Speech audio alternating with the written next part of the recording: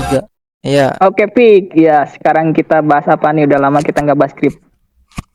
Kita bahas gini aja ya. Gimana caranya beli kripto dari Dana, Cbank, atau bank konvensional lainnya gitu.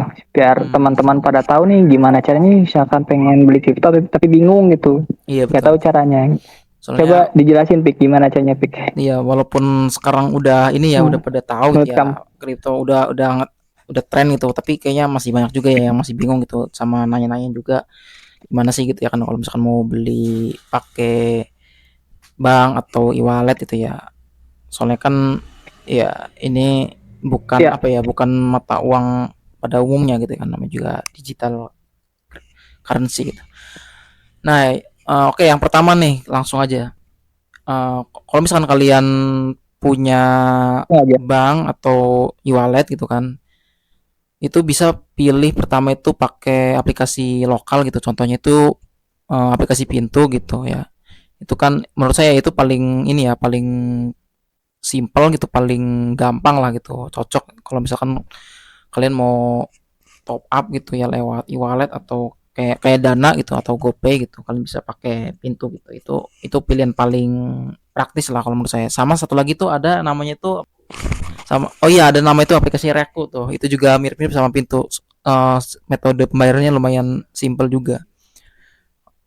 Oke, nah terus mungkin satu lagi tuh kalian bisa lewat aplikasi exchange kayak toko kripto ya, soalnya itu kan udah resmi juga ya, udah diawasi sama badan Bapepti sama OJK tuh ya, jadi aman lah, nggak perlu khawatir gitu. Kalian di situ juga kalian bisa pakai pilihan banyak lah, pilihannya ada bank, ada berbagai bank lah, banyak banyak banget itu dibanding Pintu sama Reku, itu lebih banyak lagi metode pembayarannya. Cuma memang biasanya kalau misalkan kalian deposit rupiah ya itu dikenain biaya sekian persen itu plus sama pajaknya sih. Caranya juga ya kalian tinggal daftar aja kan lewat toko kripto atau kalau enggak Indodoc juga bisa. Nanti habis itu ya tinggal masuk ke menu deposit aja gitu, pilih rupiah, udah pilih metode pembayaran, Oke. nanti dikasih Oke. apa noreknya atau gimana gitu, ikuti aja Oke, langkah-langkahnya. kalau misalkan gini cuy, kan ada beda-beda kan setiap aplikasi itu pajaknya itu kan. Yang paling kecil ya, menurut kamu apa tuh yang paling kecil ya pajaknya sama yang paling gampang dan Seben- cepat gitu? Sebenarnya sih Aplikasi apa menurut kamu yang rekomendasi buat para teman-teman kalau sebenarnya gitu? sih kan semenjak kebijakan baru ini ya PPN kemarin tuh pihak-pihak regulator Iya aplikasi ya. juga mereka udah ini udah ngubah peraturan juga, jadi mereka rata-rata sih udah nyesuaiin sama peraturan pemerintah yang baru.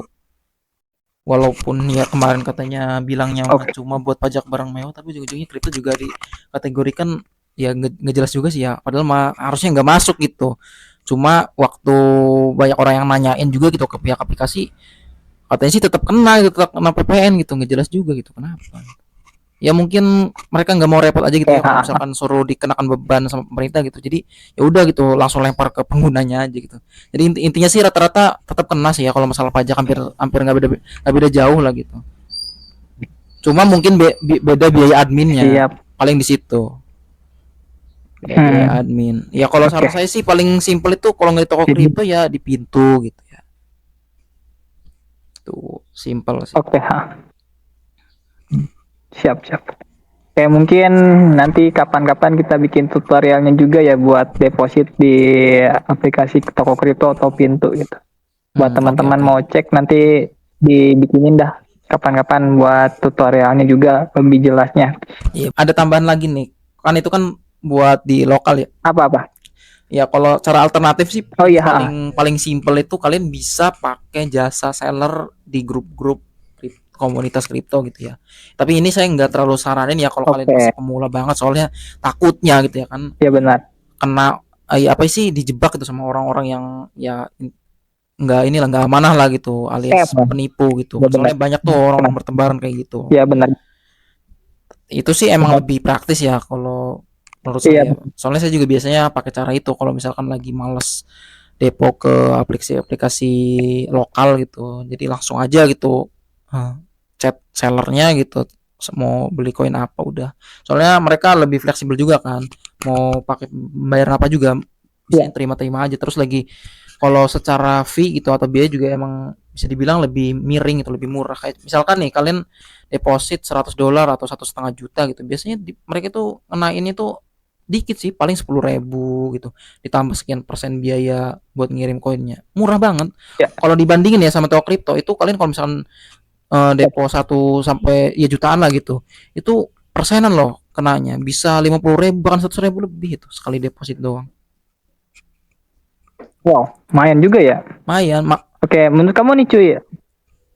langganan kamu nih apa aja nih yang biasa Iya, rekbar-rekbar ya banyak sih di di grup seller-seller itu. kayak gitu? Cuma kalau Apa? saran saya kalian Yang biasa kamu.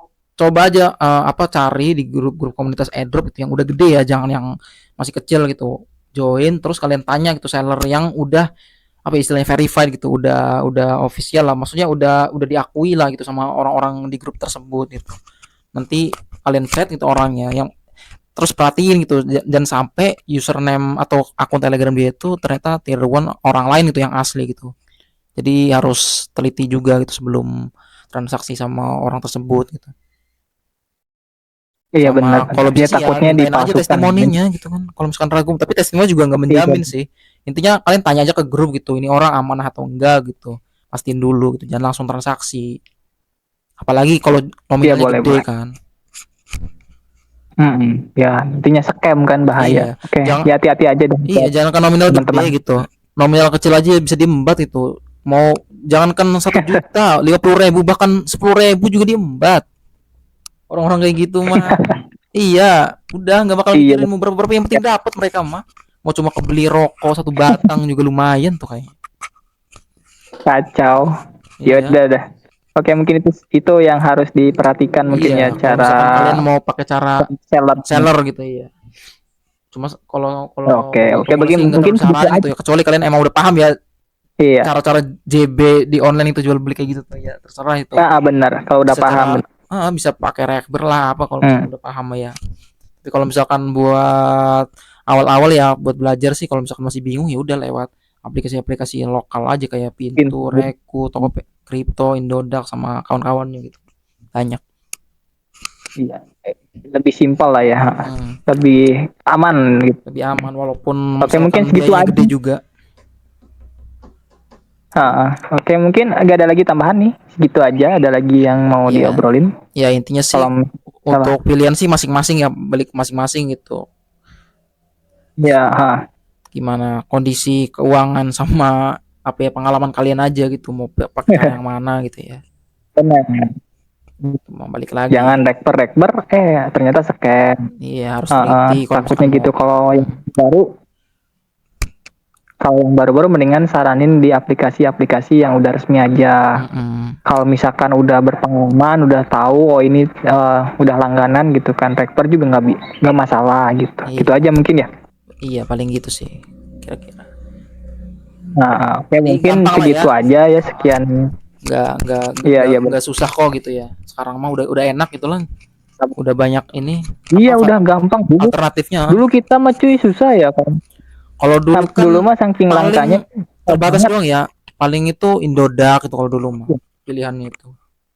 Ben- Cuman beberapa doang lah platform yang Iya. unjuk gigi Oh iya, sama satu gitu ya. lagi. Paling Paling itu terakhir itu bisa doang Indodax. pakai ini, Udah lama pakai itu.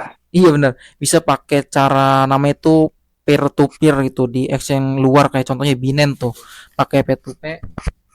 Jadi kalau misalkan kalian mau beli koin tertentu gitu, kalian bisa P2. langsung pakai Oke, lewat P2. TF atau transfer bank atau e-wallet gitu, lewat Binance gitu. Walaupun Binance dia nggak nerima langsung, tapi kalian bisa pakai fitur peer to peernya, alias kalian bisa jual beli ya sama sesama orang yang terpercaya gitu ya.